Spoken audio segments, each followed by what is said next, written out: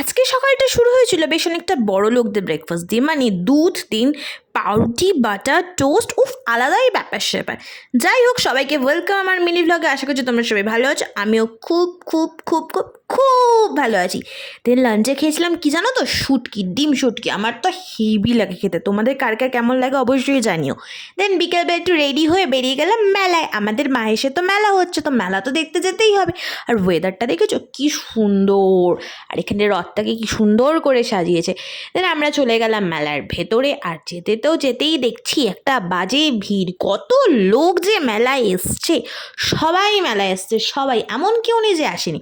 দেন খেয়ে নিলাম একটু মোগলাই খেয়ে ভাই এখানে চামচটাকে দেখাচ্ছে একটা অদ্ভুত রকমের চামচ সত্যি। আর মোগলাইটা মোটামুটি ঠিকঠাকই ছিল। দেন খেয়েছিলাম চিকেন সাটে। দেন বাড়ি চলে আসি, বাড়ি এসে মা আমার মাথার মধ্যে তেল মাখিয়ে বেনুনি করে দিল। তো ব্লগটা এখানে এন্ড করলাম, টাটা।